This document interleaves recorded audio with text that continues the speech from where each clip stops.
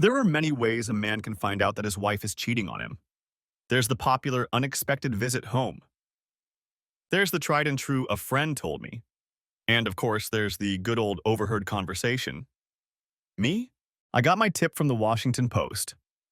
It may seem a little strange, but most men aren't married to women who spend time with a U.S. senator. Personally, I work for a private intelligence agency.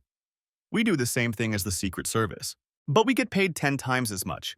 I started my career in the 704th Military Intelligence Brigade at Fort Meade with the rank of 35th Limit. Military intelligence may seem like an oxymoron, but my unit was stationed at the same fort as the NSA.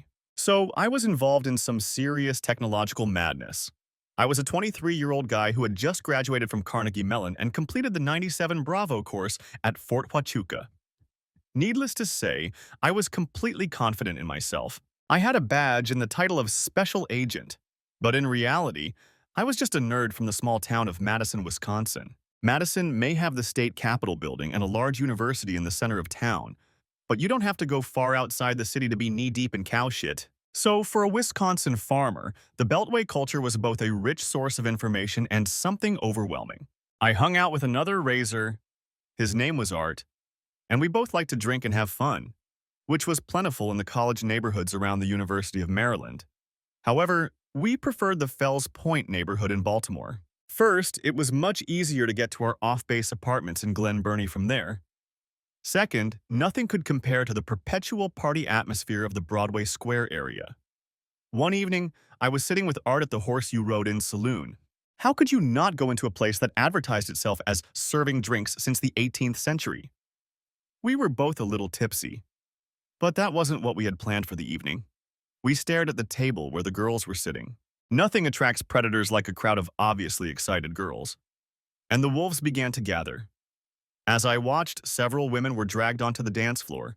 It was obvious that everyone was in a good mood, until one of the obviously drunk guys decided to push a woman who didn't want to dance. There was pushing, shouting, screaming, and loud slaps. When the brawl started, I nodded to Art. "I'll take care of it," and walked over to the table. The guy who was hitting her was about to do something very stupid when I grabbed his raised hand. I said in the calmest voice I could muster, "You need to leave, sir." He was furious and clearly not in the mood, so he turned sharply toward me. I simply continued his movement, circling him until his arm was between my shoulder blades. I showed him the badge I was holding in my left hand.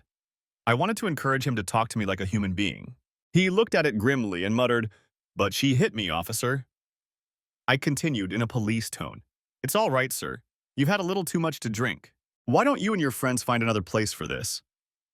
He looked at the rest of his crew. They shrugged and headed for the door. I let go of his arm and he staggered after them. Fortunately, none of them noticed that the badge had been issued to a special agent of Army counterintelligence, not a Baltimore police officer. I had the right to arrest him if he was involved in treason, but at Horse, it was just a piece of metal. The woman still looked shaken. Physical confrontation has that effect on people. I sat down in the empty seat next to her and asked, "Are you okay? Can I get you anything?"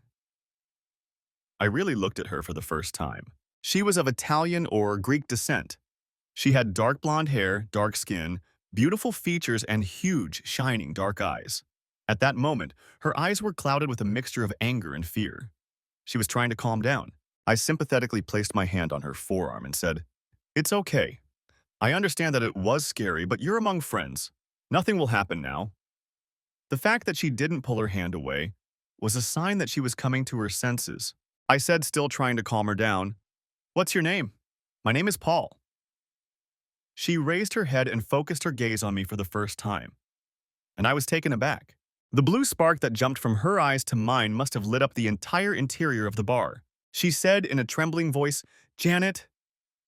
I wasn't sure if the tremor was caused by the recent horrific experience she had just gone through or by what had just happened between us. I asked, "Can I get you a drink?"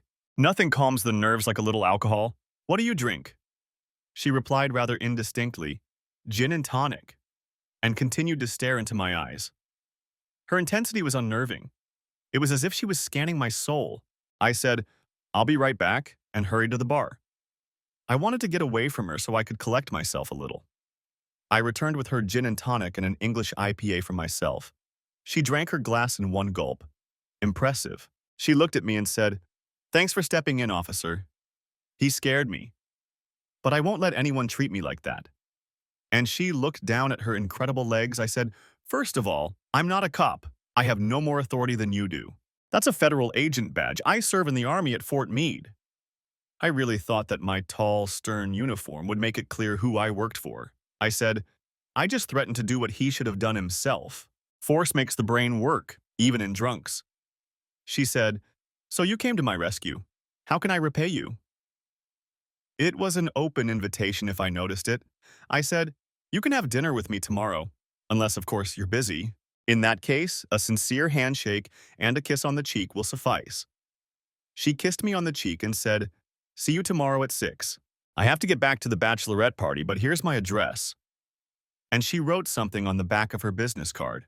I turned it over and it said, "Janet A. Wilson, attorney at law." I thought, damn, a lawyer? Nevertheless, at 6 o'clock the next evening, I called her. She lived in a classic single girl's apartment in Bethesda. All I heard was barking and the sound of someone pushing a dog away from the door. Then she opened the door, and all doubts about her profession vanished like morning dew. Last night was a blur of drunkenness and general chaos, and I didn't have time to get a good look at her. To be honest, last night I couldn't take my eyes off her huge haircut. She was still struggling with something that looked like a hairless rat. But I decided it was a chihuahua. But she said, "Sorry, Chiquita thinks she has to protect me from everyone." The rat showed me its teeth and let out a low, warning growl. I said, "It's okay. I love dogs." I didn't add that my dog is a 220-pound Shar-Pei, Pit Bull, and Labrador mix named Buster. She dragged her creature into the room and closed the door. Then she came out into the hallway and took my arm, making that universal gesture women use to indicate possession. She asked, "Where are we going?" I replied, "I thought we could go to the Blue Duck. I want to get to know you better." And their outdoor terrace is a quiet place to do that. It was a beautiful, clear fall evening in Washington. She looked delighted. She said, "I've heard about that place and really wanted to go there. They say it's very romantic. You don't have any plans, do you?" She said this with a flirtatious smile. I jokingly replied, "Only if you do." And she took my arm. I drive a silver Mercedes SLK. Like all good Germans, I love superb engineering, and no one does it better than my compatriots. Okay, maybe my ancestors settled in Wisconsin in the late 1800s. But in our family, we believe that once a German, always a German. She was surprised, I hoped pleasantly. She said, "I thought you were all big macho men who drove powerful cars." I replied, "I don't like to brag about it." And I shifted into gear with the silky, smooth transmission. We talked all the way to the restaurant, and then some more. Janet worked in the Senate on the Armed Services Committee. She grew up in a wealthy family in Chicago and received a classical education at Northwestern University and the University of Chicago Law School. She was 24, like me, and was just getting used to the culture of Capitol Hill. The more we talked, the closer we got. She was amazing. But she wasn't just beautiful, she was smart, straightforward, and very funny. That evening, I drove her home and dropped her off at her door. We stood there hugging. She said, "I've never felt this way after a first date, but if you come back for a second date, I'll rock your world." The next evening, we went to Blues Alley, and she wasn't kidding. We listened to music and had a couple of drinks. Anyway, we went back to her place and she said, "Why don't you stay over?" And I did. I wasn't that stupid. In my experience, women with abilities like Janet's don't usually bring much else to the party. They seem to think that a man should be grateful that a woman has deigned to let him touch her charms. That's how it all started. We dated for 6 months. That's how long it took for us to feel completely comfortable with each other. I met her parents when they came to the wedding. I realized that what they admired most was the uniform and the medals. That's what the uniform was for. I wasn't going to educate them on fruit salads. It was mostly the same nonsense everyone else believed. The Army likes its soldiers to look like heroes when they're dressed up. We settled in a small apartment in Greenbelt. She could take the Green Line to L'Enfant and Capitol South, and I could take the Baltimore-Washington Highway to the fort. It was an idyllic period in our lives. Even the dogs slept together. although I was worried that 220-pound Buster would accidentally crush 11-pound Chiquita in his sleep.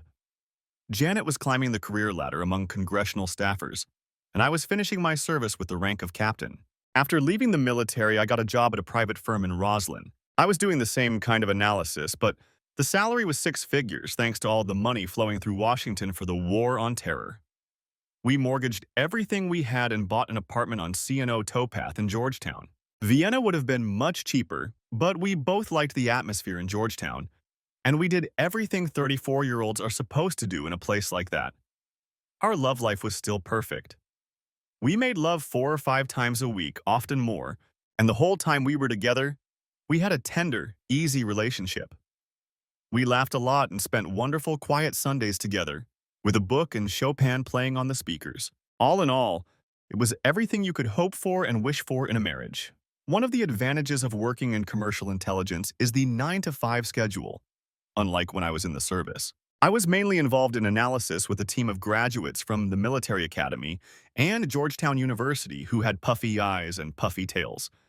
It was the same kind of general threat assessment I did in Army intelligence. But it was a superficial attack, more businesslike than military. So I dressed for work, not in combat fatigues and berets, but simply, my subordinates were only 8 to 10 years younger than me, but since I had served in the Army and was their boss, they treated me like Methuselah. I liked the respect, but I missed the camaraderie I had with the guys from Fort. Janet was dressed as usual, businesslike. An intelligent and capable woman like Janet wants to be appreciated for what she does, not for how she looks. Her work schedule was a little more erratic than mine because she was involved with the committee. There were times when she spent her free time working on constituent projects and came home much earlier than me. Then there were busy periods, especially during budget season, when she could spend all day and late into the night on Capitol Hill. In December of the previous year, Janet was promoted to a senior political position. It was a nice raise. But the downside was that she had to spend late nights on Capitol Hill and at committee events. The promotion was unexpected because usually you have to go through a long internship before you get one of the real advisory positions. But she is a very smart woman, and frankly, I considered her much more capable than the person she was advising. So she deserved the promotion, at least in my opinion.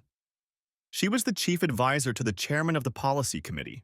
The chairman himself was from one of those Bible Belt states where, judging by the people they sent to Congress, you had to wonder if any of his constituents had finished 9th grade before marrying their sister. I met him several times. He looked like he'd been dropped from a casting call for senators. Muscular, with a straight gaze and a determined chin.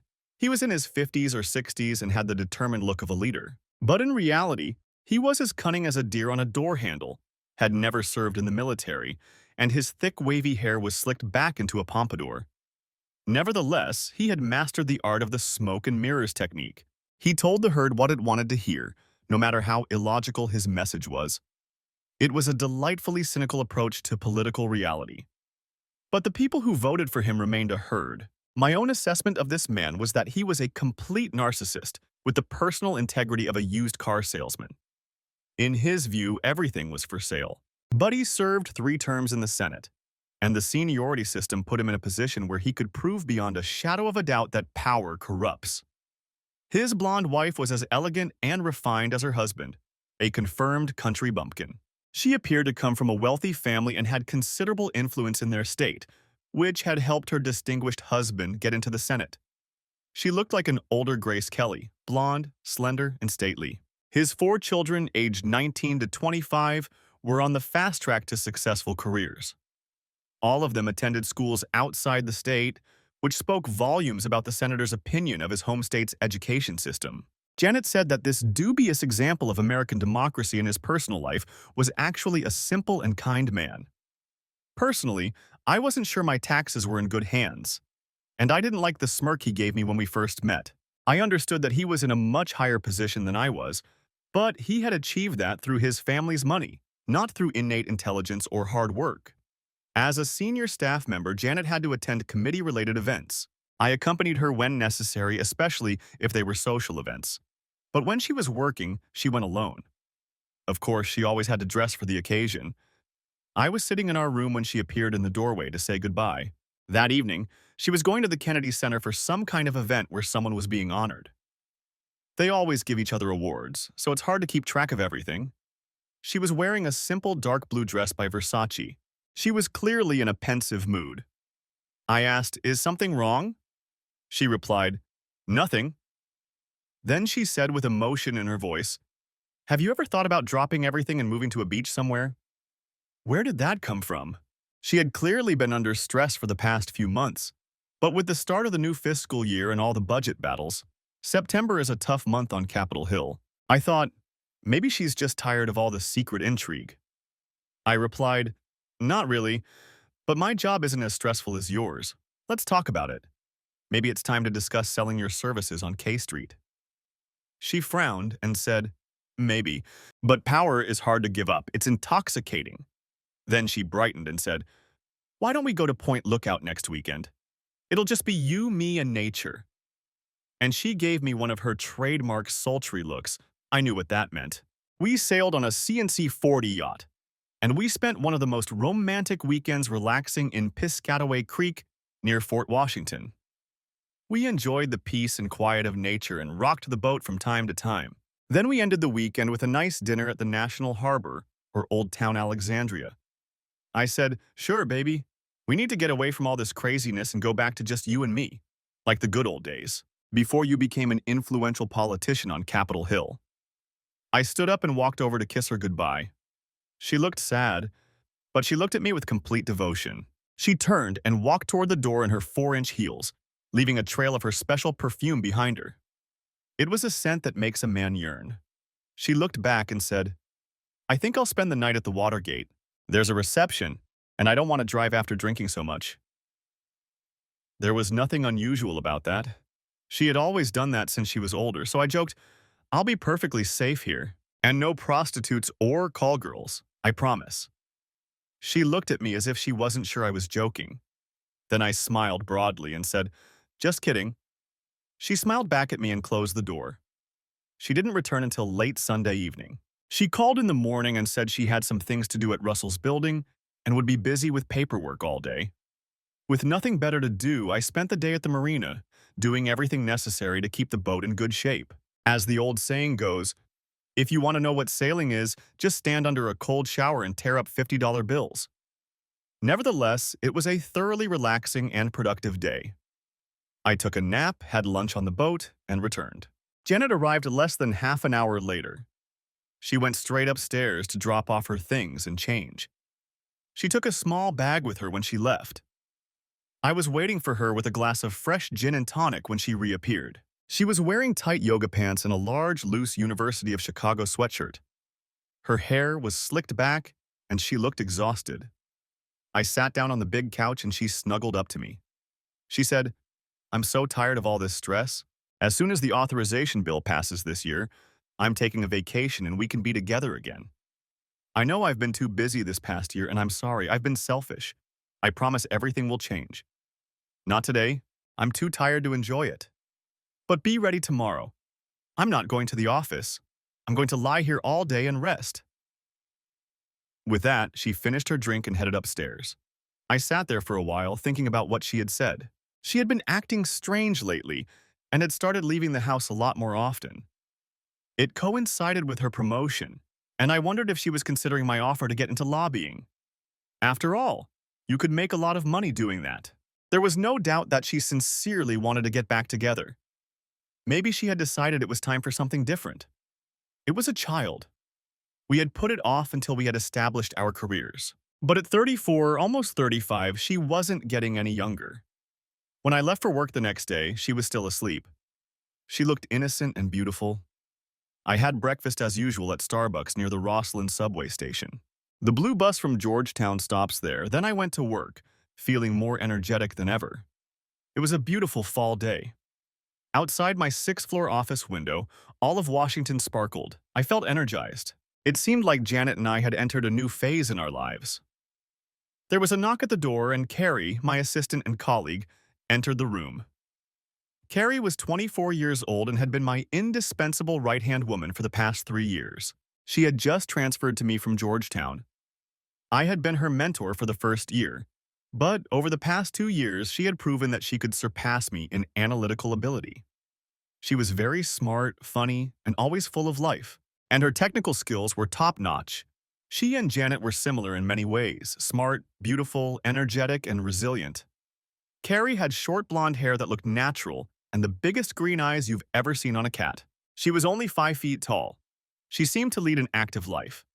I knew this because she told me about her adventures.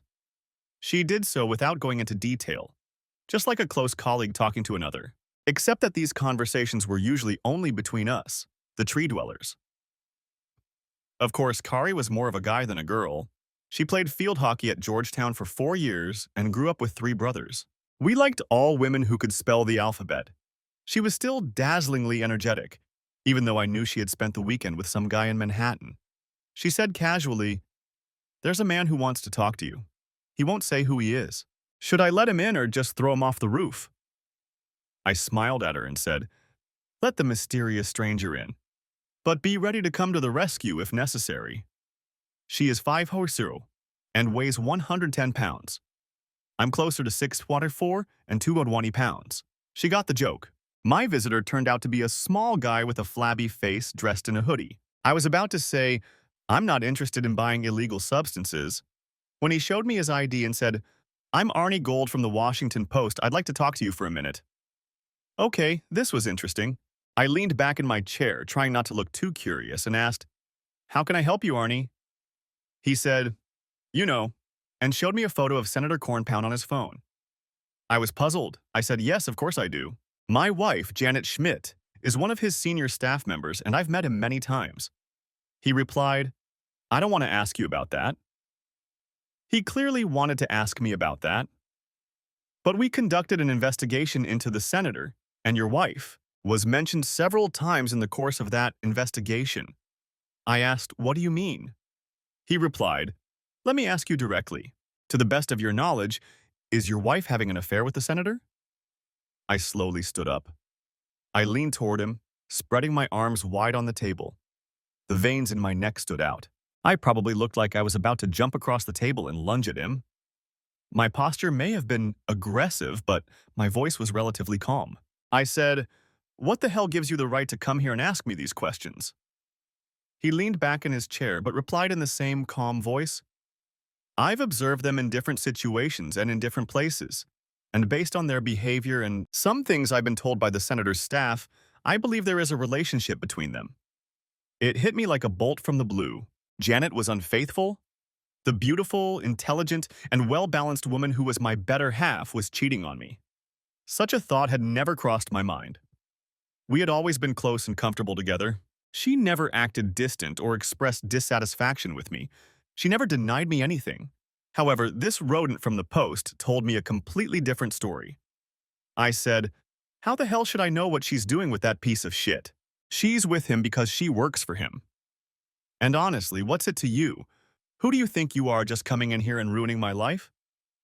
He looked a little hurt and said, "The senator is a leading conservative who stands for family values. The public has a right to know if he's a hypocrite. This story needs to be told. And if it's true, it will be a sensation. I'm just trying to get to the bottom of it." And that's how it all came out. This little bastard thought he was the modern incarnation of Woodward and Bernstein. I was sure he already had a place on his mantelpiece for his Pulitzer Prize. I replied coldly, "I will not comment on your accusations. My wife is a loving and faithful woman who would never betray my trust. The senator may be morally corrupt, but my wife is not. And I don't like the implication that you are suggesting that she is. Please leave." He looked as if he wanted to say something else, but instead he stood up and held out his hand. I shook it and he said, "Here's my card, if you change your mind." I walked him to the door of my office. I opened it and let him out. Then I closed the door, returned to my desk and sat down. A wave of despair washed over me. Suddenly the day didn't seem so bright anymore. At that moment, a blonde woman with a mop of hair and mischievous eyes peeked through the door. She asked in her usual flirtatious tone, "What did that creep want?" I thought for a moment. My heart told me I needed a friend. My mind told me I needed someone's help and advice. I couldn't handle this alone and stay sane. So I crossed my fingers and said to myself, "This is it." I looked at her and said with exaggerated seriousness, "He was from the Washington Post." Carrie was in the same state most of her peers would be in when someone mentioned the old lady on 15th Street. Her generation believes that the Post carves the news in stone tablets. I said, he wanted to tell me something personal, and I think I need to talk to someone. She sank into the chair across from me with the eagerness of a Jack Russell waiting for a ball to be thrown. Her pretty round face with huge green eyes looked worried. She asked, "What did he say to you?" I replied cautiously, "Carrie, we've been working together for almost 4 years. During that time, I've come to consider you one of my best friends. I don't have many friends or even people I trust, but you're one of them. So I'm counting on you to keep this a secret forever. If you can't promise me that, then let's forget I ever said anything." Her bright green eyes clouded over with hurt, and she burst into tears. "Women," she said, "you can always trust me. You've been my mentor, my friend, and the only person I've ever been able to rely on in my life. I would never betray your trust." I thought, yeah, right. Where have I heard that before? But what I actually said was, this guy was a reporter. He's investigating a senator that Janet works for. During his investigation, he came to the conclusion that she's having an affair with him. He wanted me to confirm it, but of course I didn't. But if there really is something going on between them, I'll be all over the news. I think you understand that this would be both personally humiliating and completely destroy our marriage. I just can't live with that kind of infidelity, and to be honest, if Janet is doing something like that, she's not the woman I married. Carrie looked shaken. There was something else in her eyes, but I couldn't quite put my finger on it. Her usual cheerful demeanor had changed. Her face, which had a beautiful, fresh glow that made her look like a 16-year-old girl, had become much harder and more focused. At that moment, I understood why she was such an effective analyst. Her mind was like a steel trap. She asked, with concern in her voice, "How can I help?" I replied, "I need to figure out what's going on, and I'll need your usual technical help to get everything working." And I added with a grimace, "Depending on what I find out, I may need a shoulder to cry on. And I'll need an accomplice if things turn out as bad as Gold says, because I'm not the type to rest until I get even." She looked at me with an unwavering gleam in her eyes and said with conviction, "It'll be done, boss." I knew she changed men like gloves. I always thought she led the carefree life of a single girl, and sometimes I worried about her. Now I realize that the woman sitting in front of me wasn't afraid of men or situations because she was always in control. She was very strong. I returned home at the usual time. Janet was my only love, my best friend, and my companion throughout my adult life. She contributed as much to who I became as my parents did, so I didn't have to pretend that I felt comfortable in her company. She ran downtown, bought empanadas and pancakes from the tapas truck, and was already setting the table in the backyard when I walked in. We had dinner and started our new routine. She took a shower. I checked her cell phone, personal laptop, and work laptop. Fortunately, she had brought her work laptop with her to work remotely today. Otherwise, the task would have been much more difficult. A Trojan virus with remote access gives you complete control over the computer it's installed on. I was mainly interested in accessing her camera and audio functions. Ultimately, this would allow me to be on the other side of a one-way mirror, through which I could observe her life. Normally, breaking into someone's car requires some social engineering. But since I had physical access to two of Janet's computers, it took less than 10 minutes. I spent most of that time cracking her passwords. All of her devices were password protected. But John Ripper, my hacking tool, laughed at how simple they were. I ran both programs in RAM so they would load before the antivirus. By the time I finished opening the book of her life, Janet was drying her hair in the bathroom. Was it completely reckless deception of the love of my life? Absolutely. Would I do it again? Absolutely. I needed an answer to that question before my head fell off. The next day, I was in my room finishing setting up a malicious connection to her laptops. I wanted her devices to be nearby to make sure everything was okay. Breaking into a house is no longer a serious technological achievement. It used to be, but now it's something 18-year-old guys do to spy on their girlfriends. The tools, know-how, and step-by-step instructions are all available online. I installed a man-in-the-middle app on her phone. It was basically a phone line, and I listened in on every phone call. The listening device was connected to a voice recorder in the cloud. The GPS function was also connected to a tracking app that provided me with information about Janet's movements. Her two computers were infected with spyware. They gave me complete control over the laptop's functions when I connected to them from my device. They were also set up to record and remotely download everything that happened within the camera's field of view and the microphone's range. All these as-ifs suited me fine, and I went to work. It was another beautiful day in the neighborhood, but my mood was far from cheerful. I knew I loved Janet with all my heart, and I believed she felt the same way about me. Nothing in her behavior indicated that there was another man in her life, and there was no mysterious power imbalance in the rhythm of our marriage. Janet was good with people. The respected senator would be the perfect target because he could get her anything she wanted. Maybe that's what Gold was seeing. Either way, I knew I'd have answers by the end of the week. Carrie was her usual cheerful self. I said, I think we should let the rats run for a couple of days, and on Saturday, I'll take care of what we have. She replied, I have 3 bugs on the LTE lines connected to the dark web server you told me to set up. There's a terabyte of memory before we have to reconfigure the server. That's enough for a week of audio and video recordings. How's it going? I replied, nothing to go on. No evidence she's strayed, and I still believe in her. Carrie gave me the look she reserved for the hopelessly naive and said, something is bound to happen. I'm a woman, and I know how things work. We're faithful because we choose to be. You can't pin us down anymore, so the girl will do what she wants. Our choice may be dictated by morality, religious beliefs, or a simple sense of personal honor. But it's our decision and ours alone. Men enjoy everything that moves.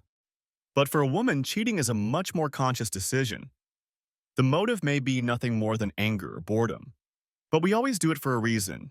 That's why women prefer to have fun with bosses, richer, or physically dominant men. It gives them what they don't have. Of course, there are hopeless sluts, but most of us aren't looking for debauchery, and there would be fewer of us if the world of men wasn't so ruthlessly aggressive. There are men who are just as decent and honest as you are, but there are just as many who have no conscience or compassion. It's the thrill of the chase, the selfish feeling that you've earned another point. And you, as a woman, are just prey, a prize to be won. When one of these guys chooses you, he does everything he can to win. He pretends to be the person you want him to be, but that person will never be close to who he really is. And he doesn't treat you like a human being, with feelings that can be suppressed and dignity that can be trampled on. All he cares about is winning. Our problem is that women have an unrealistic idea of who we are. We are raised to believe that we must always be perfect. So when we fail, for whatever reason, we tend to just accept it, as if we have to keep entertaining Prince Charming, and no matter how much of a frog he turns out to be it, because we can never take back the challenge. It's our punishment for breaking down in the first place. Then she gave me a confused look and said, I know, I've been in that situation myself several times, and I'm willing to bet that's exactly where your wife is right now. Deep down, I knew Carrie was right, but I still didn't want to admit it, so I replied, we'll see. Maybe I believe in Santa Claus and the Easter Bunny, but I just wasn't ready to accept that my marriage was over. And make no mistake, it was over if what Carrie said was true. Needless to say, the rest of that day and the days that followed were difficult. Much of that had to do with the realization that I was probably writing the end of my own story. Another part of the problem was that Janet became especially affectionate, making me feel like a mean son of a bitch. I got the impression that she had somehow seen the light. She had never been particularly loving or respectful, but during the previous 4 or 5 months, she had often been late for work. Now she seemed to be making time for me on purpose. I would never have noticed this change in her behavior if it hadn't been for Mr. Gold's visit. But looking back, her behavior was very reminiscent of remorse. I tried to live as usual. I went to work and came home as usual. We did everything together, talked as usual, and that week we hugged and made love again. I had no idea what to do. I wanted to review the data before deciding what to do, but even a cursory review of the video recordings would take several hours. So I decided to postpone Armageddon until Saturday morning. On Saturday, I got up before Janet and left her a note saying I had to go to work urgently. When I arrived at the office with my usual cup of Starbucks coffee and bagel, there were already several people there. Carrie wasn't there. She'd gone back to Manhattan. She told me she planned to come in early Monday morning to look her best.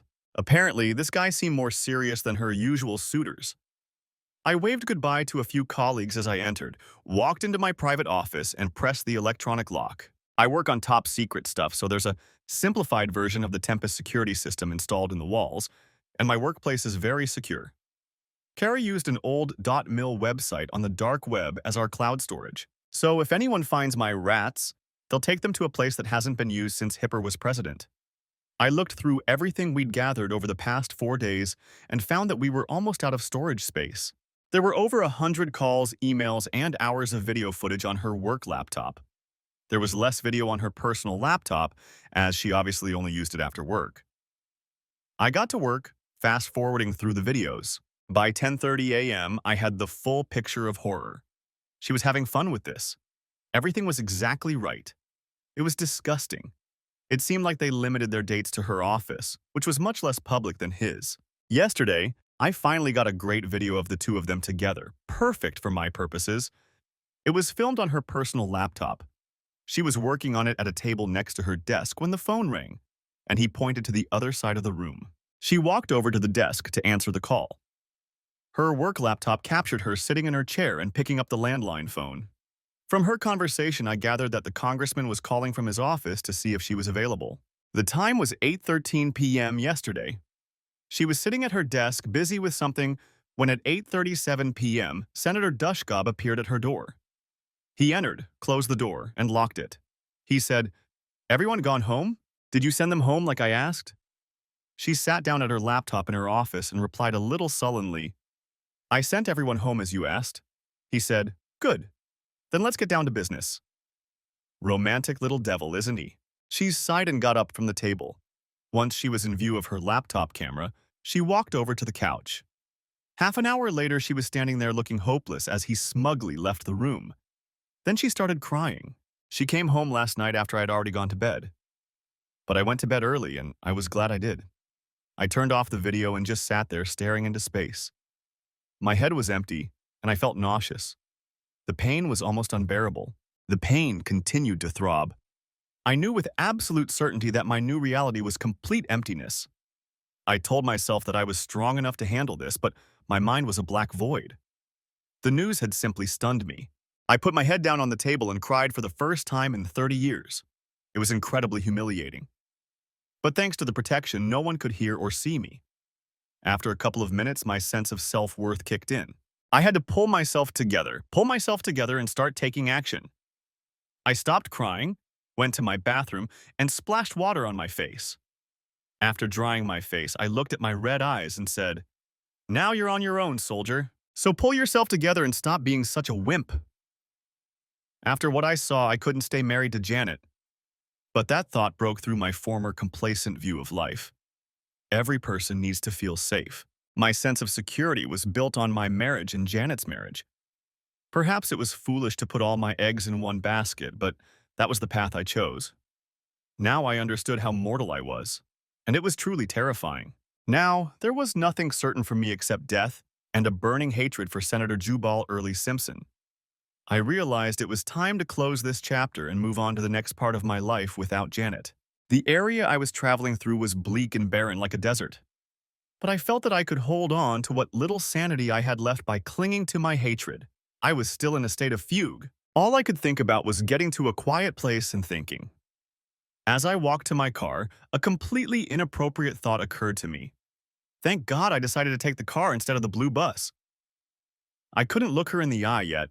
I didn't want anyone to find me, so I drove the Range Rover to Fort McNair. I have a reserve officer's pass for that base.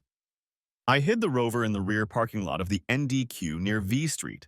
I locked the car and walked 200 yards along Buzzards Point to James Creek Marina. I cast off and sailed the short stretch from Anacostia to the Potomac. I kept the boat on the diesel engine all the way to Belmont Bay. When the sun was setting, I dropped the bow and stern anchors. The trip down the Potomac was kind of therapeutic. It was another beautiful fall day, and I tried to focus on what I still had. I had a job I loved, and I had some good friends, especially Kari. If I ever needed her, it was now. But I was too proud to disturb her vacation. I had just turned 35 and was in pretty good shape. I would find another woman and build a new life. as scary as that sounded. But first, I had to pay off my debts. The thought of turning Senator Simpson's life into ashes almost restored my peace of mind. Around 3:30 p.m., the phone rang. I was working on a plan and I didn't want to talk to Janet. After that, she called nonstop and I turned off my phone. There was plenty of alcohol on the boat, but I'm not the type to drink to escape my problems. So I sat in the dark cockpit, sipping Yuengling beer and listening to the birds and insects of Occoquan Harbor. Then the phone rang again. I reached over to turn it off and saw that it wasn't Janet, but Carrie. I picked up the phone and said, "Hi, baby." Carrie replied in an annoyed voice, "Where the hell have you been? I've been looking everywhere for you." I replied, trying to sound cheerful. "Hi, honey. How's New York?" Carrie replied, "To hell with New York. As soon as Janet called me, I knew something was wrong and I flew back 3 hours ago. I've been looking everywhere for you. You need a friend." I was overwhelmed with gratitude. Of course I needed someone, and Carrie was my best friend. That is, now that my former best friend had disqualified herself. I asked, "Will you tell Janet where I am?" She replied, "Of course not, only if you don't want me to." I thought about it. All the way down the river, I had been working out a plan, and it depended on none of the married cheaters I knew suspecting anything. But I couldn't meet Janet without giving myself away. So I said, "You can call Janet and tell her that I just found out I'm on a top-secret mission abroad and can't talk right now." Think of something. Make it sound plausible. Tell her I'll try to get in touch when I can and that I love her. That should calm her down, Carrie said with disbelief in her voice. "Judging by your behavior, you found out she was having fun with that jerk, and you still love her." I replied, "Oh, I love her, I just don't want to be in the same room with her. Right now I'm trying to pick up the pieces of my broken heart, but a lot of pieces are missing." Carrie, "Where the hell are you?" "I'm coming over," I replied. "I'm on a boat. I'm in Belmont Bay near Woodbridge, but don't come." She replied, "I'll be there in an hour," and hung up without letting me say a word.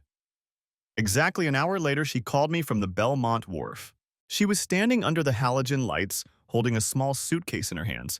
She climbed aboard and disappeared into the gangway. I opened a couple of cold Yuengling beers. She came out, walked over to me, and kissed me on the forehead. She took a step back and, keeping me at arm's length, stared at me intently with her huge bright green eyes.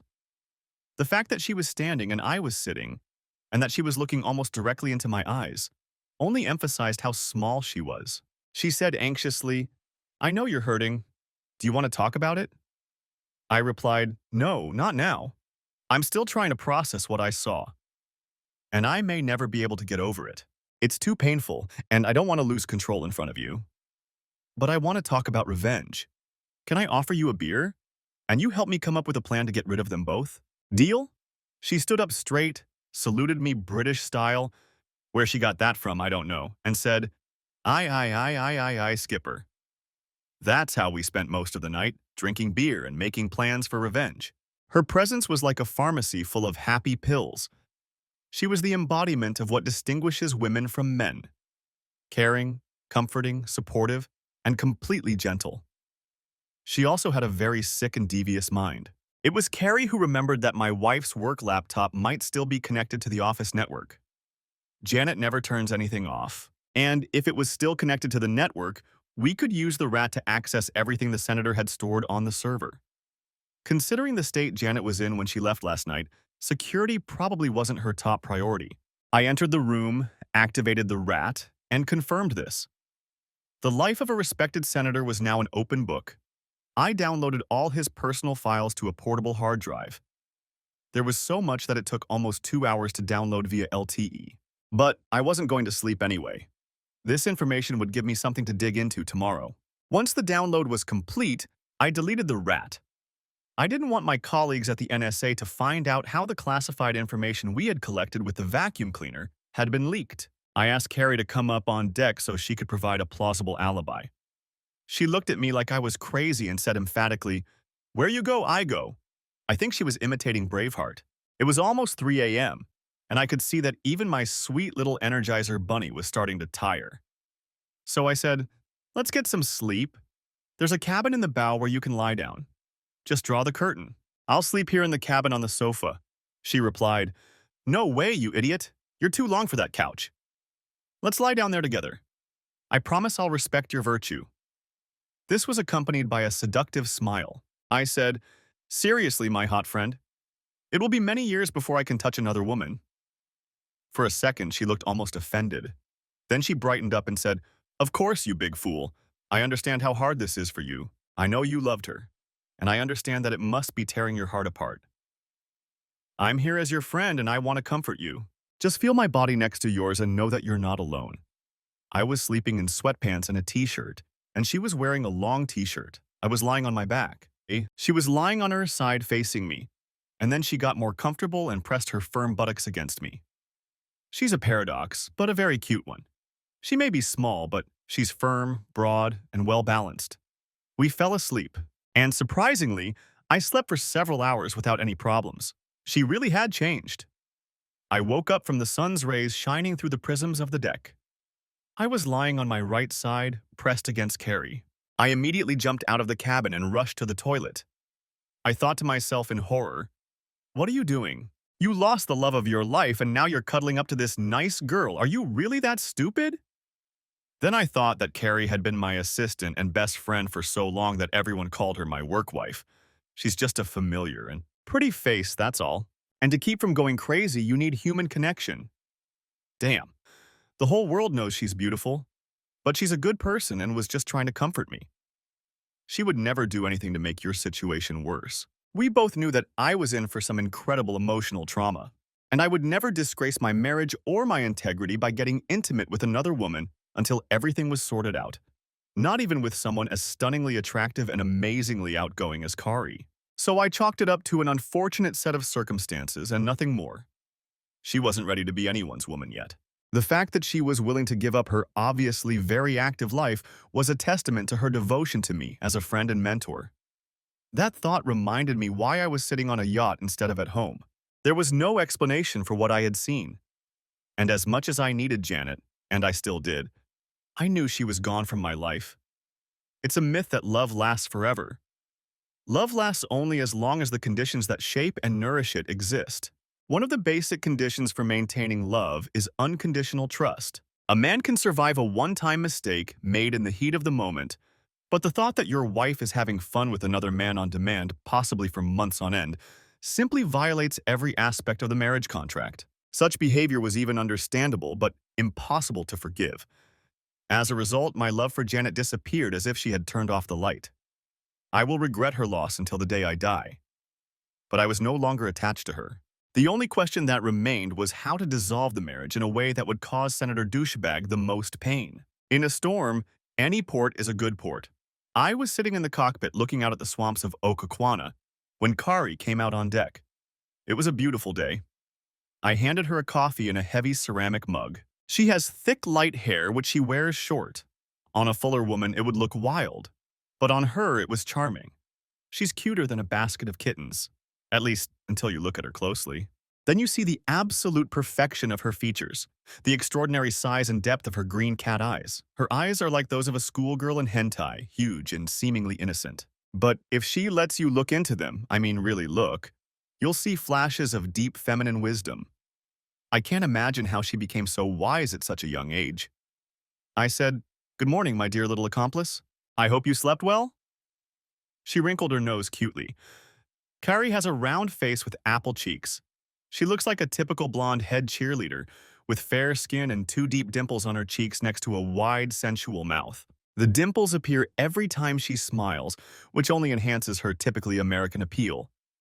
Janet, on the other hand, has a gorgeous, exotic, dark-skinned Mediterranean beauty with high cheekbones and classic features. And Janet has probably never looked innocent in her life. Carrie said, "Before I woke up, I had the most wonderful dream. Should we talk about it?" I replied, "Maybe later.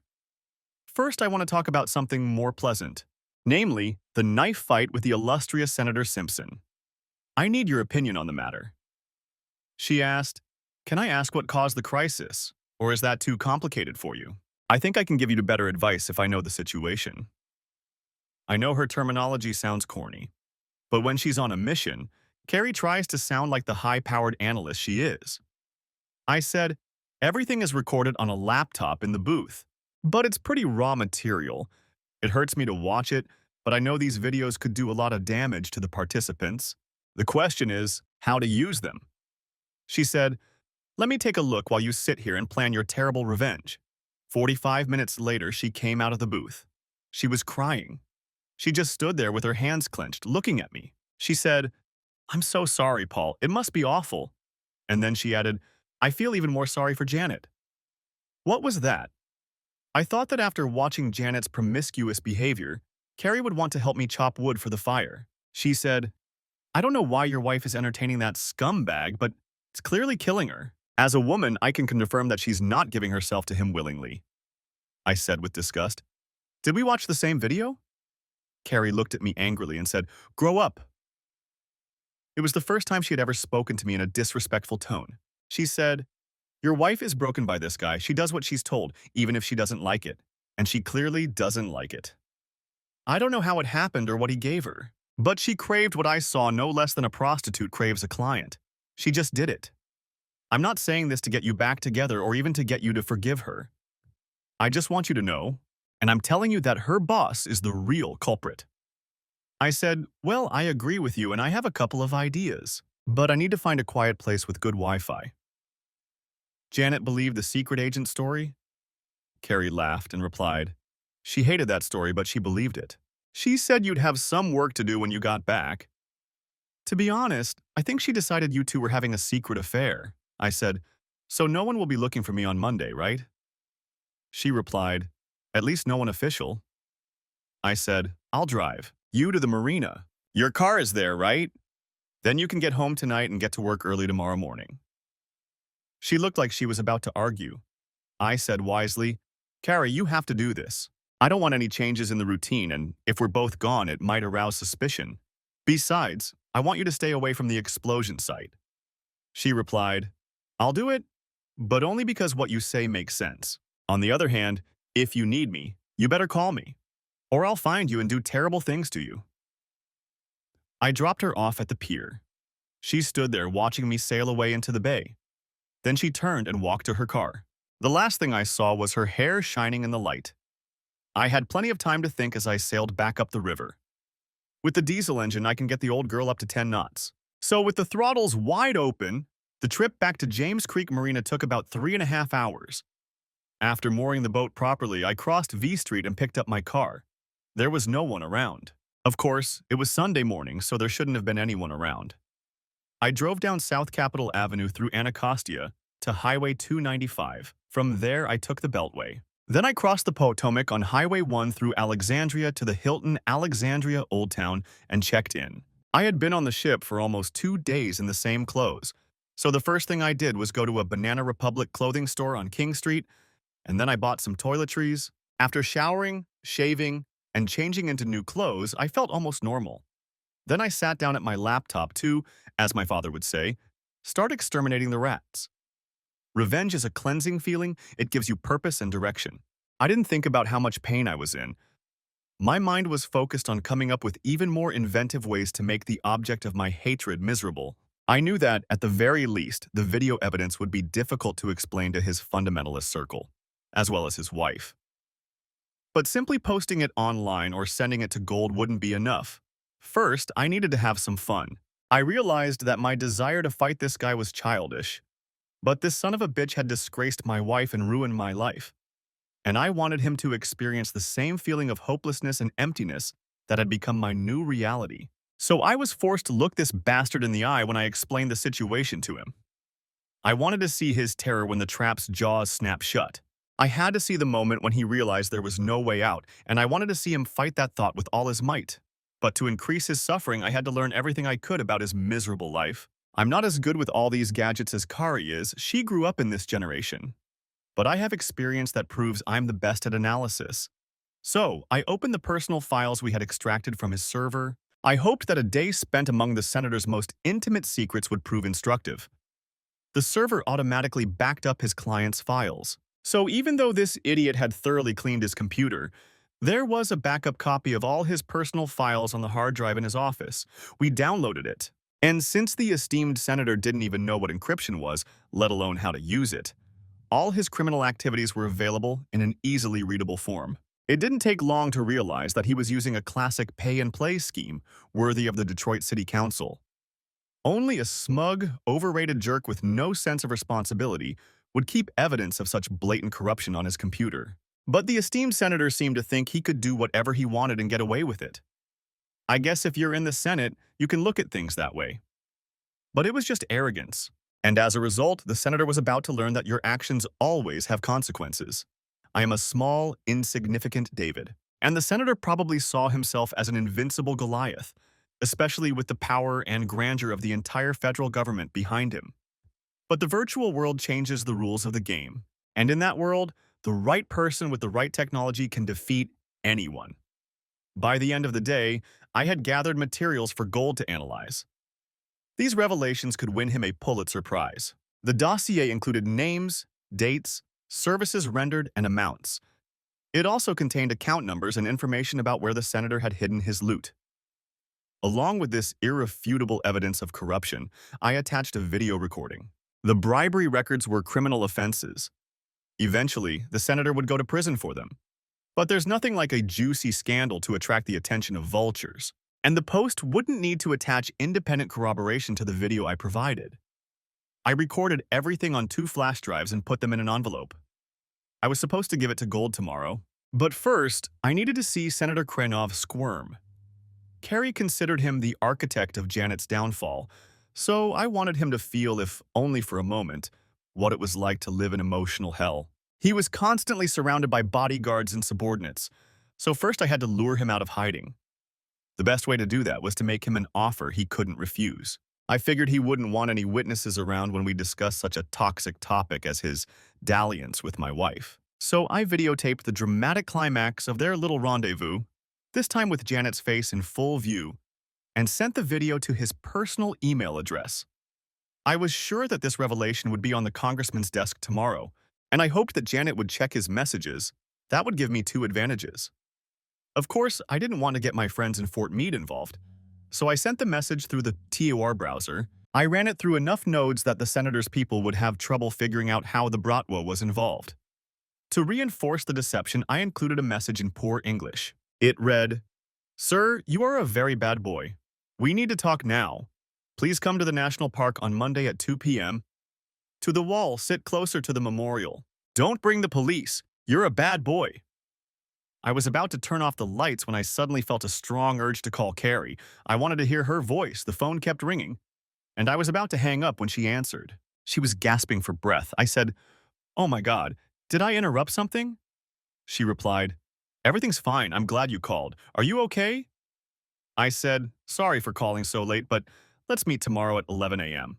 at the King Street subway station in Alexandria. I'll tell you about some new developments. Now get back to what you were doing." She smiled and said, "It'll be worth the wait." I laughed and hung up. I thought, what a woman. I fell asleep feeling better. I was going to destroy that bastard. But first, I wanted to see how he would get out of this. Janet was also waiting for bad news, and for some reason I felt sad. Her betrayal created 2 realities for me. I hated her with all my heart, but at the same time there were still remnants of the love we had built over the past 10 years. With one exception, she was the perfect wife, friend, and lover. These memories were neatly tucked away in another part of my mind, relatively untouched by my current pain. I was sure that Janet never meant to hurt me, but that didn't change the fact that her actions had left me alone and penniless. Tomorrow, I was going to settle the score with the senator, and that was what kept me going. I knew that when it was all over and my divorce from Janet was final, and it definitely wouldn't be easy, I would have a damn interesting life ahead of me. I waited for Carrie at the subway exit. I tried to convince myself that I needed her help, but I couldn't fool myself. I just needed her. She had become more than just an accomplice and comrade in arms to me. She was the only person I could completely trust and rely on. She got off the Blue Line train at exactly 11:08 o'clock. I was standing on the other side of the automatic turnstiles when she walked by, looking around for me. When she saw me, her face lit up, and she quickly walked over to me, swaying slightly. She looked calm, collected, intelligent, and completely in control. I said, "I'm sorry I ruined your night last night. I should have been more considerate." It's just that I have something on my mind and I need your help. I know I told you I didn't want you to get involved, but I can't do this alone. I replied, can you take the rest of the day off work? She replied, you're my boss. Can I? I said, call in and say you're looking for something and come in tomorrow. I don't want my disappearance to be connected to yours. She replied, okay, and dialed the number. We crossed Diagonal Street near the train station and went into Joe Thiesman's restaurant. People were just starting to gather for lunch and we got a table right away. I told her what I had found. She said, what an idiot. If you're going to expose corruption, you have to keep the evidence in a safe, like they did in Mayor Daley's day. Not leave it out in the open where anyone can find it. I replied, that's obvious to someone of your generation. But don't forget that this guy is old and not the sharpest tool in the shed. Plus, he's not afraid of evil. After all, he's the most vicious bastard in the valley. Dimples appeared on her face. That face was contagious. I had to keep reminding myself that Kari was off limits to me, at least until I sorted out my marriage. It wasn't her sexy body or her face. She was just the perfect embodiment of strong, intelligent femininity. She made me feel confident. She asked, what do I need to do? I replied, a guy is coming to meet me at the mirror pond. He doesn't know who he's meeting. I just want to look him in the eyes and tell him everything that's going to happen to him. But you have to watch out for me while I'm doing it. I don't know what he'll do with what I tell him, but he might bring his friends with him. So I need someone to cover for me and warn me if there's any trouble. We spent the rest of our lunch break carefully thinking through the plan, then went our separate ways. I didn't want anyone to recognize her. The senator showed up at 2:05 p.m. and sat down on a decorative wall next to the reflecting pool at the Lincoln Memorial. He looked very relaxed. In fact, he looked scared, and that was good. I decided to give him some time to think. Carrie sat with her back against the marble balustrade at the second step leading up to the memorial. In front of her was a camera on a tripod, but she was actually using a telephoto lens to observe the surroundings. There was an open connection between my cell phone, which was in my shirt pocket, and her phone. She would warn me if she noticed anything. She was sitting on the part of the wall where she could see the reflecting pool toward the Capitol. There were a few tourists nearby, but no one came close enough to eavesdrop. I thought, a penny for a pound. I stood on the grass behind him and said, good afternoon, Senator Simpson. May I join you? He turned around as if he were in the desert and heard a noise behind him. I stood with a neutral expression on my face. Not angry, not happy. I stood so that he had to take a tense stance to look at me. It was planned. I could see that he recognized me, but he couldn't figure out where I was. I just stared at him for another minute. Finally, he figured it out. He said, you're Janet Schmidt's husband. I walked around the wall and sat down next to him.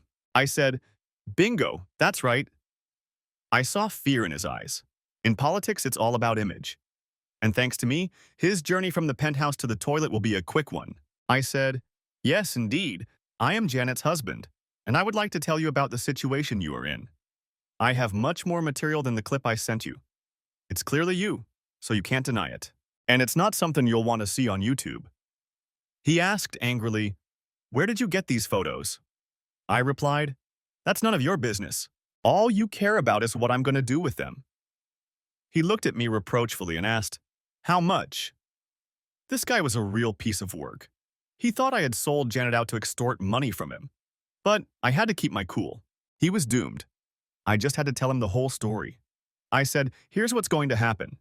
First, I'm going to give all this to the guy from the Post who's investigating you for his article on moral purity in the Senate. Then he'll publish it.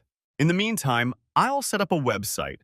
I've been recording your conversations for a long time. It'll have everything you've already seen and much more. It'll probably go viral, and I'll make a lot of money. He looked terrible. He growled, but you can't do that. Think of what you'll do to the country. Think of my constituents. I laughed out loud. I said, I'm thinking about the country and your constituents. They'll probably want to know what a defender of family values is doing for them in Washington. I'm also sure your esteemed colleagues in the Senate will want to know what you're up to. It all sounded like the laughter of hyenas tearing apart a wounded member of their pack. He took it all in. There was a pause as he realized the implications. Then he buried his face in his hands and growled. This was a pleasant surprise. He was even more of a jerk than I had anticipated. But watching his public disappointment was satisfying. It mirrored my own disappointment when I realized the reality of my situation. Grinning, I said, "Man, you're an angry weakling. You cry like my wife did when you entertained her last Friday night." And about Janet. If you tell her all this before I get a chance, I can do something else to you that you definitely won't like. Then I smiled condescendingly and said, "But unlike you, I'm a decent man. So I'll let you fall by the sword of truly corrupt Washington custom. I'll let you resign your post so you can spend more time with your family. If you do so within the next 24 hours, I will not refer the matter to the Post." He looked at me eagerly and said, "You'll let me do that?" If he had left with honor, it would have saved his skin back home, instead of being exposed as the piece of shit he really was. I said, as I said, I'm a decent man. I had no other intention than to expose his pathetic morality for all to see. But it would have made our conversation much more meaningful when he found out that I was just as corrupt as he was. He stood up, took my hand in both of his, as politicians do, and shook it gratefully. He even said with tears in his eyes, "Thank you." Then he turned and headed for the reflecting pool. He was exhausted but not yet broken. The next 24 hours would change a lot for him. I called Gold and asked him to meet me at Madison for coffee in the afternoon. It was not far from the Post. Carrie was sitting with me at a table by the bar when he walked in. I went over to them and we shook hands. I said, "Do you remember my colleague Kari Whitman?" He looked her over appraisingly, as all men do, and replied, "Of course I remember." At least he was honest. I handed him the envelope and gave him a very general idea of what was on the 2 flash drives. I said, "I owe you an apology. My wife had an affair with Senator Simpson. All the evidence is on this drive," and I gave him the first one. Last night, I put together a 15-minute compilation of Janet's greatest hits. It was unbearable to want to relive it again. But I wanted to control what Gold saw. Still, even the 15 minutes I gave Gold was enough to end the senator's career.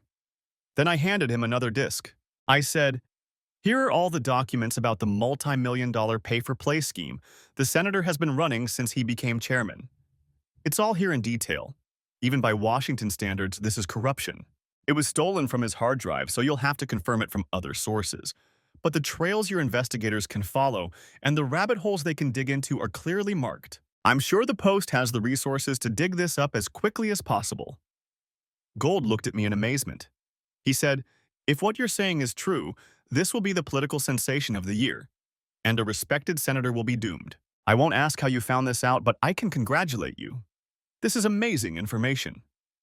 I said, "The information I just gave you is all thanks to Kari. She's the genius behind all this."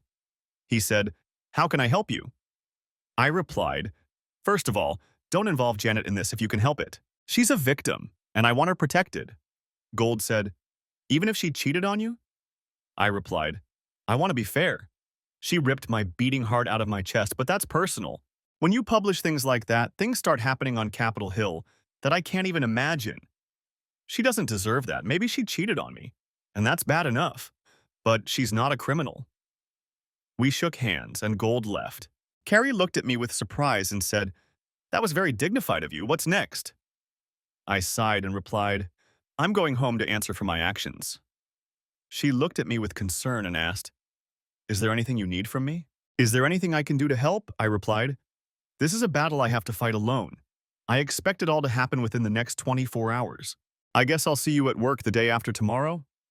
Carrie said cheerfully, "She'll be waiting for you to entertain her. Will you?" I pretended to cough and said, "Dengue, or maybe Ebola.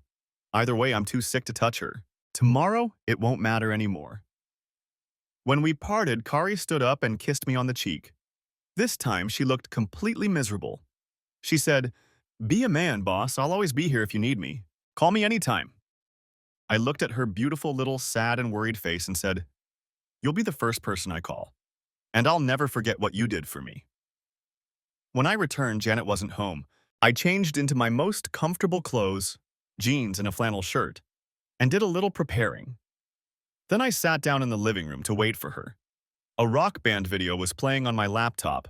She arrived around 7 carrying Chinese food from kitchen number 1. She put her bag on the table in the hall and went straight upstairs. 15 minutes later, she returned in her usual home clothes. yoga pants, and a loose sweater. She picked up her bag and headed for the kitchen with a preoccupied look on her face. When she saw me in the room, she sighed softly, and an expression of boundless joy appeared on her face. She dropped her bag and ran toward me. I stood up. She hugged me and kissed me deeply. I didn't say anything until then. I was too overwhelmed with emotion. She pulled away and said, "Thank God you're home. I was so worried." "Where were you?" I said, "Sit down," and pointed to the soft leather chair next to my desk. Then I uttered the four fateful words, "We need to talk." She looked puzzled and worried. She sat down. God, she was beautiful. I said, "First, I want to tell you that I love you more than life itself. I've never loved anyone but you, and I probably never will. But I know." She looked like she was about to say, "You know what?" And then it hit her. Her face turned pale as death. She groaned and said in a strained voice, "Oh God, no."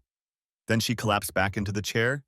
I said, "I have a video I'm going to leave here on my laptop. I want you to watch it. When you're done, we'll talk." Then I stood up and pressed play. She flinched. I left the room to the sound of her sobbing. I picked up the bag of Chinese food that had fallen on the floor and headed for the kitchen. I put the bag in the refrigerator. I don't think any of us will feel like eating today. I sat down at the kitchen table and stared into space. I was completely disconnected from time and reality. Finally, she appeared in the doorway. She was crying hard, covering her face with her hands. Staggering, she came over to where I was sitting and sat down on a chair across from me. She buried her head in her hands and cried for a few more minutes. Finally, I said, "Janet, we need to talk now." She slowly raised her head and looked at me. Despite her tears, her wet face was beautiful. I said, "I promised I wouldn't ask why. And you don't have to tell me how sorry you are. I just want to talk about how we're going to break up." She screamed, "No, you can't do this." This started to make me angry. I was tired of people telling me what I couldn't do, especially promiscuous whores. She cried, "I love you, Paul, only you. I hated betraying you, but I couldn't stop. He's so strong. He just wouldn't let me." I said, "I don't understand what that means. You're a human being. All you had to do was say no and walk away." She looked shaken. She asked, "What did you do?" I replied, "Tomorrow, the Post will publish an article about your infidelity. It will be accompanied by numerous illustrations, if you know what I mean. Your lover is ruined. He will resign and ride off into the sunset with his loving wife, unless, of course, she kicks him out for being a sodomite. Don't worry, the Post will try not to mention your name if possible." She turned pale. She said, "This is his ruin." I said, "Okay, I'm a fool, even though I promised myself I wouldn't. If you don't like him, then tell me why you were having fun with him. And if you say it was just for sex, I'll leave here without saying a word." She gathered her courage and said, "I was trying to help him with his work at his office. He's a very important and influential man. His leadership and guidance affect everyone in the country. And I thought that by comforting him, I was doing something important." A couple of months after I started working for him, he came into my office and said he was going to kill himself. He said the burden of the decisions he had to make was too much for him, and that he couldn't take it anymore. We were the only ones left in the office, and I was terrified. I just sat down on the couch with him and hugged him while he cried on my chest. I thought, her chest? What a cliche. He told me that his wife was a bitch and frigid, that their marriage was a sham, not like ours, where we loved and supported each other, and that he needed me as a comfort and a guiding light. I thought, my God, does that line work on anyone other than hopelessly stupid women? She added, "Anyway, that's how it was. I just did it because I felt sorry for him." That's it. She was seduced by power. It's such an ancient trick, probably used since the days of Caligula. Janet added, "After that, he would come to me periodically to free him. Then he started taking me to social events instead of his wife. We even had dinner with the president a couple of times. It was amazing to be so close to the highest authority. I just got caught up in it all." What she just told me was a perfect example of pure, unadulterated, narcissistic, female egoism mixed with narcissistic delusion. She liked that famous and important men were looking at her. She still insists, "I did it with him first, and it made me feel incredibly guilty. I wanted to tell you, but I didn't want you to suffer. I knew you wouldn't understand the importance of what I was doing." We moved in different circles. I knew you would never find out. And when I was with him, there were so many people around us that I didn't think you would ever find out. So I locked my guilt away in a box and left it there. I acted the same way I always did around you. You didn't suffer at all. And I made sure you were well taken care of. I thought, nice divorce, you schizoid bitch. She purred, that's not even close to how much I love you. When I was with him, I was a different woman. It was indecent, and the power was intoxicating. It was just part of my job. However, it definitely boosted my ego when I realized that such an influential man needed me. I was changing the life of an entire country. That was all I needed to walk away without any regrets. I didn't know whether to laugh or cry. It was the stupidest argument I had ever heard. Did she really disrespect me and our marriage so much that she tried to justify her behavior with a flag? Or did she really think I was that stupid? In the end, she said, but then he started treating me like a piece of meat. And I hated him. I thought, what kind of person is this? This is definitely not the beautiful woman I once loved. I said bitterly, congratulations. Now you're an experienced whore. And you're stunningly beautiful too. All you have to do is spread the news, and I'm sure you'll find another influential sugar daddy who will take you on. She sighed and replied, how can you say that? You're my only love. And I know you love me. We need to put everything else aside and focus on saving our marriage. Maybe I went a little too far, but it was a special situation, I promise you. I'll never make that mistake again. Forgive me, and I'll devote the rest of my life to making up for it. You're crazy if you think we have a chance to save our marriage. I'll file for divorce on the grounds of irreconcilable differences, not adultery. But don't contest it, or the whole world will see your photos on the internet. My lawyer will contact you. From now on, communicate only through him. I don't want to talk to you anymore. She was choking with pain. It was my insult. With these words, I stood up and walked resolutely toward the door. I picked up the sailor's bag I had placed next to her. I gathered enough things to last me on the ship for a while. I turned around to look at her one last time. She wasn't looking at me. She was sobbing loudly, her head buried in her hands. I didn't regret my decision at all, but I mourned desperately for the loss of a happy life and the woman I loved. Now I was truly alone, like a cat in the rain. A safe haven, I walked along the brick path and threw my large suitcase into the back seat of the Range Rover. I don't know how other men would have reacted to what had just happened, but I was exhausted and completely emotionless. I would have been furious if it weren't for the satisfaction of knowing that I had completely destroyed the life of the man who had brought me to where I was. I should have hated Janet, but she had been the love of almost my entire life. We had shared too many good moments for me to despise her. All I felt was a sad sense of loss, emptiness, and betrayal. I felt that I had nothing better to expect from life. I planned to spend the night on the yacht. I had everything I needed for temporary lodging. And in the short term, it would allow me to take care of all the urgent matters that needed to be taken care of after the divorce. I hadn't called my lawyer yet, nor had I thought about a new place to live. I was too busy sucking up to the senator.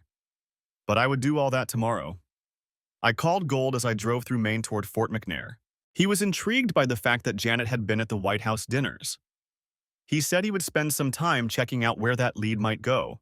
I asked, do you really think she was having an affair with the president? He replied, I'm sure he would have slept with her if she had been available and in the right place. Maybe I'll dig through the visitor logs and see what I can find. I didn't know what to think about finding myself in the same hole as the most powerful man in the free world. I was stowing my things below a deck when the storm that had been threatening all day finally broke. Heavy rain fell, and the wind and waves rocked the boat at the dock. It wasn't a heavy storm. In fact, it was almost soothing to listen to the rain drumming on the deck above my head. I opened a bottle of Bowmore 27, turned on Beethoven's Immortal Ninth, and sat down to drink and think. It was perfectly clear that I had just had my last conversation with Janet. I struggled with the thought that I would now be alone, probably for the rest of my life. I knew I would never be able to trust another woman, at least not enough to let her into my life. It was too painful, and I didn't want to repeat the experience. I understood the situation. Janet was a prisoner of power, and she liked being there. Politicians come and go, but actors like Janet live in a Darwinian culture. It's only natural that she would gravitate toward the person with the most influence. Janet is beautiful, and Simpson wanted her. So he used his influence to get her. End of story. Janet got the fleeting fame and sense of self-importance that comes with being in the real circles of power. It would have been a smart choice if she weren't married. But now that the senator is gone and I'm gone, she has absolutely nothing left. Janet had already called several times. I had no desire to listen to any more arguments. I decided to delete her voicemail later. The phone rang again as I finished my divine drink with 2 fingers. This time it was Kari. I glanced at my watch. It was 12:30 a.m. I asked, "What's up, baby?" She replied, "Oh my God, Paul, are you okay? Janet just called me in hysterics. She said you dumped her, and she doesn't know why. She still hasn't seen the video?" I smiled and said, "She thinks a 5-month affair with a senator is no big deal. She says she was just having fun with him for the good of the country. She doesn't understand why I'm so upset." I added, "So I'll live on the boat until I find a place to live." Thunder rumbled overhead.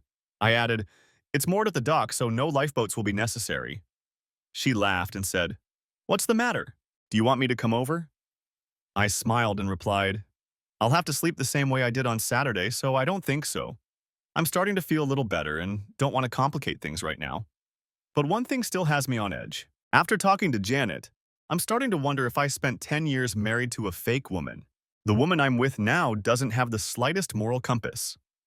Carrie said, "It happens. Women grow up creating an image of themselves based on moral standards imposed on us by society. We internalize them and reflect them back. It's our way of getting approval.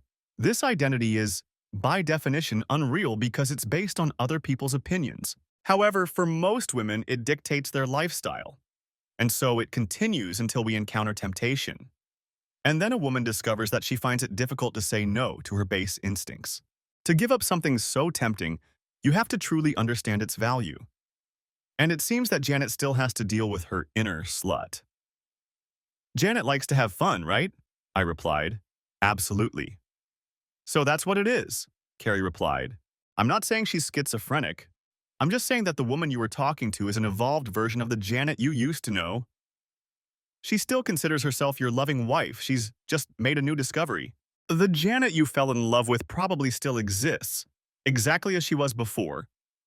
But the new Janet, the one who has discovered that she can use her body to manipulate powerful men, will continue to justify her promiscuous behavior. It's as if she now has an evil sister. And this sister will continue to engage in uncontrollable and self-destructive behavior until the old Janet learns to channel her natural impulses in a more constructive direction." I said, "Wow, that's really heavy stuff. How did you get so wise?" She laughed bitterly and replied, "Through painful experience. And I've been through it twice." I had to work hard to regain my self-respect. I said, "Thank you for telling me that. At least I can sleep peacefully, knowing that the two-faced bitch I talked to today wasn't always like that." In the meantime, it had been a long day. We'd talk tomorrow. I fell asleep as the boat rocked in the wind. As I drifted off, I decided I wasn't going to lie to myself anymore. Carrie Whitman was a damn attractive woman, and even though I was done with animals, I couldn't help but wonder what life could be like with someone as strong, smart, and insightful as Carrie. The next day, the Post ran the story on the front page of its online edition under the bold headline, "Senator Simps Sin." CNN and all the national publications picked it up. Gold kept his word and didn't name Janet. But that didn't stop the media machine from going into overdrive. In the end, Janet's name did come out. By the time the print edition came out, her face was on every page of the national news, which of course was the final nail in my coffin. The media jackals found out where Janet lived, and she left our house pursued by a pack of reporters and paparazzi. I watched the commotion on the local news. It hurt to see someone you once loved looking so broken. I knew they would come for me next. So I set sail and headed for the mouth of the Potomac. The journey took all day, but by evening I was lying in a deep cove off Point Lookout. My mysterious disappearance and the information about my reconnaissance activities caused a storm of speculation that lasted the usual 15 minutes allotted to the media. This idiot spent the whole day insisting that there was no truth to the rumors of his infidelity, that it was all the fabrications of a jealous husband. So I used all my data to upload videos of his misadventures to various websites. Then I sent the links to TMZ. The story caused such a stir around the world that the internet practically exploded. Given the rumors circulating around town about the president's relationship with Simpson's mistress, I'm sure the White House would have demanded extradition if it thought it could get away with it. Instead, it decided to throw Simpson under the bus. Amazingly, all of this happened in 36 hours. And then Gold made his master move. Thanks to what I gave him, Post investigators had no trouble tracing Simpson's dirty trail to the buried treasure. So, in the evening edition of the newspaper, there was a long and detailed article about corruption and cronyism among Washington insiders. The author of the article was Gold. I thought, does this smell like a Pulitzer? Nothing attracts politicians like the hint of scandal. His friends in the Senate forced Simpson to resign the next morning. The former senator found himself on trial for extortion and bribery. His wife returned home to her father, who owned most of the valuable land in the state. The fulfillment of the prenuptial agreement was a foregone conclusion. But in an interview on the Today Show, the father also hinted that he was exploring ways in which his favorite lawmakers could legalize quartering in his home state. I look forward to seeing that plan come to fruition. I made the necessary phone calls exposing the antics of my soon-to-be ex-wife. I've always had a friend from college. Given what we do, legal advice is an integral part of Intel's private business. I didn't need to explain the context. With the 24-hour press, you'd have to be living in a cave to not know about my situation. He asked me what had happened. I replied, she drank the Kool-Aid they served her on the Hill. That was enough. He said, don't worry about anything, Paul. I won't ask where you are. I assume you're hiding from the press. I replied, they'll never find me. Jim continued, I already have your power of attorney, and I'll take care of all the legal and financial arrangements. I'll file everything with the court tomorrow evening. Everything will be above board. I know that's what you want. I added with great sincerity, you know, I'm really sad. I think I still love her. He expressed his sympathy and hung up. Janet didn't call for a while. She probably had her own things to do. I wondered if she and the former senator were fighting the wolves. The thought made me happy. The next morning around 7, the phone rang. I was still asleep. It was Kari. She said, I guess you're hiding somewhere. Do you want some company? I got it. After all the offers and refusals, I understood what she meant. I thought about it for a few meaningful seconds. This woman had been an important part of my working life for a very long time. In fact, over the past 4 years, I had probably spent more time with her than with Janet. She was my only friend and companion in recent times. She possessed a feminine wisdom that was boundless in both scope and depth. And she was stunningly beautiful. And she was clearly in love with me. The question was whether I was ready to start a relationship with a woman until I had cleared the debris from my old relationship. I had to have the necessary conversation with Janet face to face, and any prospect of a reconciliation was ruined by my appearance on national television as her clueless husband. So the past was dead, and the road ahead was open. But the question was, did I want to jump into the fire with a woman as potentially heartbreaking as Carrie? If I invited her on board, I knew we would have to do it. And I wasn't sure I was ready for that.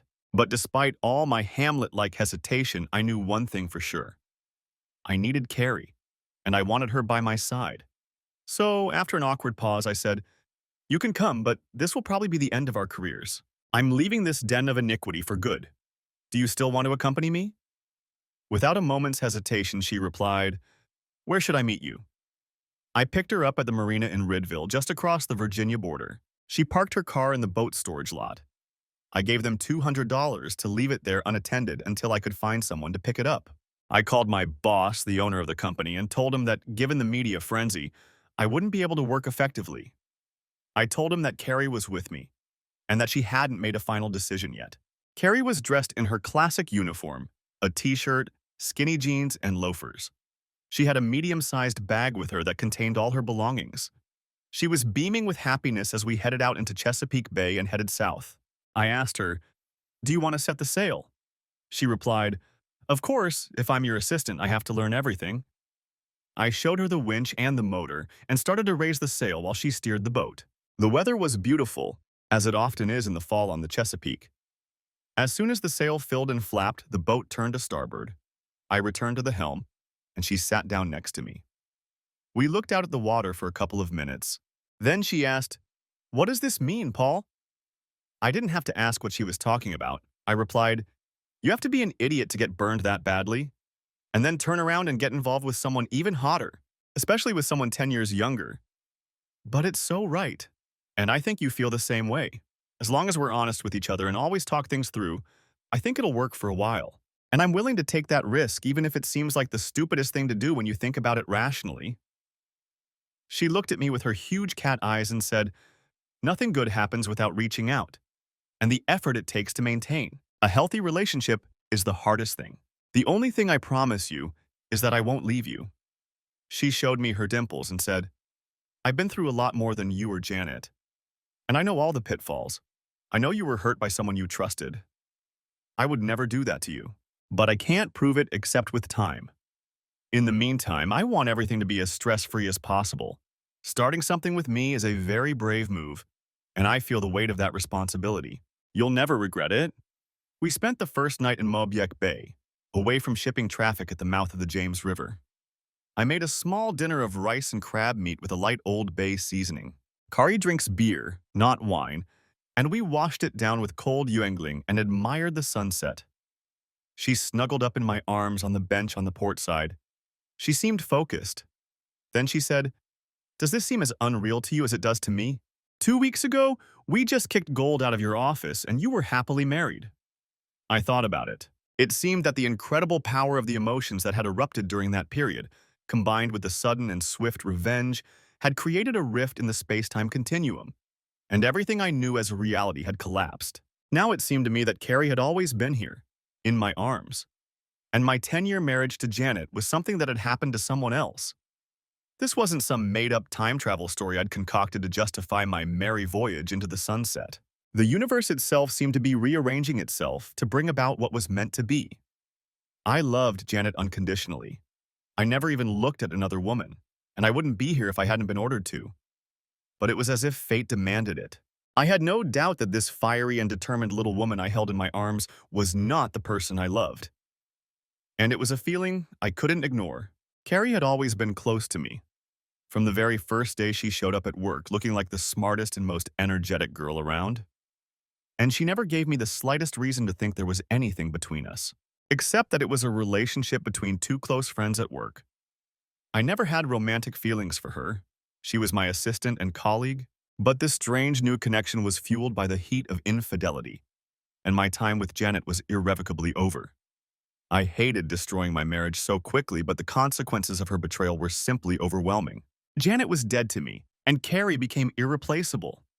I saw Carrie in a new light, a light that allowed me to see her true nature. I had to understand what in her past had made her so wise.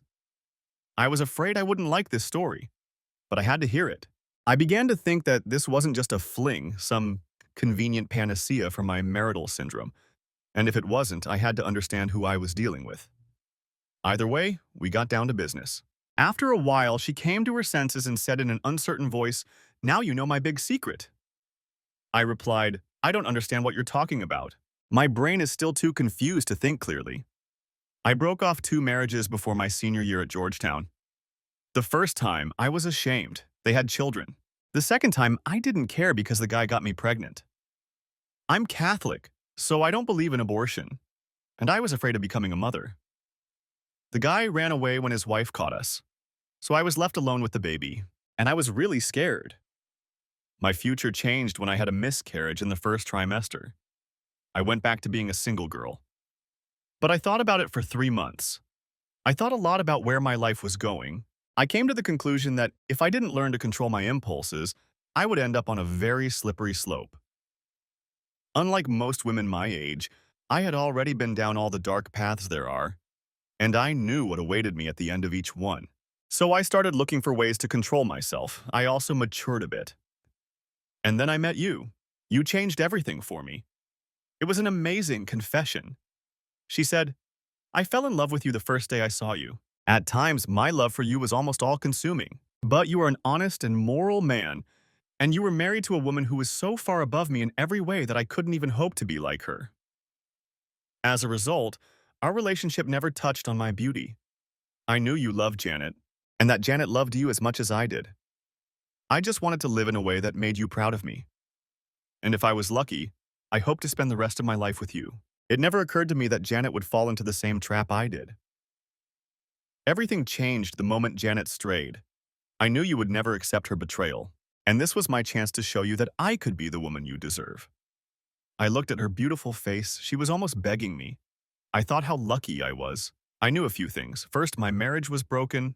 So, in my opinion, there were no moral restrictions with Kari. Second, I knew that marriage vows were a long way off, and we had plenty of time to figure out whether or not things would work out between us.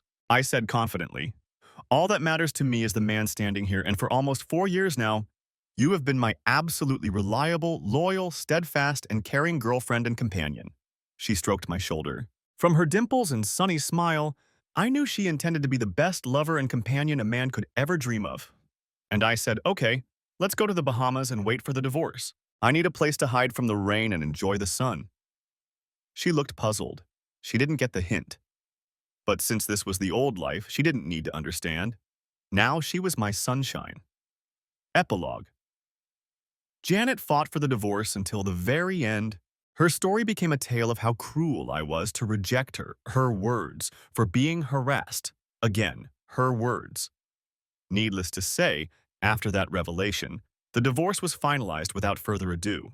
Part of me wanted her to end her life in a cardboard box under a bridge, but I accepted that in real life, bad people often don't suffer for their actions. That's the way life is, no matter what they write in books. Dad, on the other hand, fleeced Simpson and then threw him out on the street without leaving him a single friend.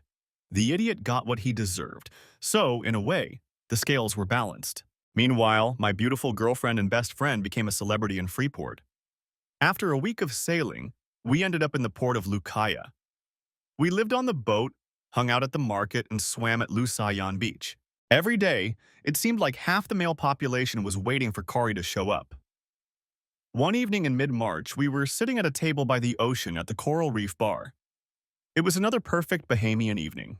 The setting sun painted the tropical sky red, orange, and purple. She looked at me with her strange green cat eyes. Her shiny blonde hair, perfect golden skin, and white dress perfectly complemented her stunning appearance. I said, I want to ask you something. She replied, sure. But she didn't let go of my hand. I said, you have to let go of my hand so I can do this. She looked at me with disgust. I stood up, walked around the table, and knelt down next to her. She saw this and started crying. I held out the ring and said, Kari Whitman, will you do me the honor of becoming my wife? She cried on my shoulder, saying, yes, yes, 1,000 times, yes. And she sobbed with happiness. The people around us applauded. We got married at Mary Star of the Sea Church. She was in white, and I wore my best guayabera. The next week, we sailed back. We both needed to find jobs we liked, but we were both tired of commercial exploration. So we opened a boutique, serving some of our former clients. We made a lot of money doing that, but most importantly, we always worked together. Janet and I had different careers, and in the end, that difference led to our breakup. Kari and I shared everything and always focused only on each other. If we hadn't been the perfect couple, such closeness would inevitably have led to friction. But the more we worked together, the closer we became. One Saturday morning, Kari came home from a mysterious meeting. She walked into the room where I was working. She said anxiously, Paul, we need to talk. I thought, oh my God, this is serious. I followed her out to the terrace. We were living in McLean's now and had a large, beautiful backyard. We sat down in our usual chairs and looked out at the flower beds. She said, I just got back from the doctor and he confirmed what I have to tell you. I thought, oh shit, this is a big problem. She looked even more worried and said, I haven't been using birth control for the last few months because I want to have your baby. I wanted to talk to you before things got too far, but it looks like they already have. I'm 2 months pregnant, and we're going to be parents. I know we promised to always discuss important things like this, but I didn't think it would happen so soon. She looked at me uncertainly, as if I might kick her out for daring to conceive my child. I remembered how her last pregnancy had been and realized I had to be gentle. I took her hand and said, I didn't think you could make me any happier, but you did. Her face lit up as if all the worries in the world had disappeared. She gave me a full set of dimples and said, I love you. I will always love you. And now there is one more person who will love you. I said, Kari, it's almost fate that I went from the worst moment of my life to the best with you. But it happened. And it's all because of who you are. I will love you more than you love me because you gave my life a meaning I never knew it had. Now let's start buying things for the nursery. I need to spoil a little girl, she asked. What if it's a boy? I replied, a woman like you can't give birth to anything but an exceptional firstborn. And I was right. Little Eliza Schmidt was the spitting image of her mother. She showed the same devotion to all four of our children. It was a wonderful life. Epilogue. To the epilogue. I was lying in a hospital bed when everyone came. Carrie was over 70, but as far as I could tell, she was as beautiful as ever. I knew I didn't have long to live, but thanks to my angel, I had lived a full life. I took her hand in mine. She smiled her dimpled smile. I whispered, I love you. She squeezed my hand, struggling to get the words out. When she spoke, the room shrank to a single blinding point of light. As I left, all I could hear was the sobbing of my family members. I felt no fear whatsoever. I knew I would see her again in the next life. Thank you for watching. I hope you enjoyed it. Subscribe to my channel and stay tuned for the next video.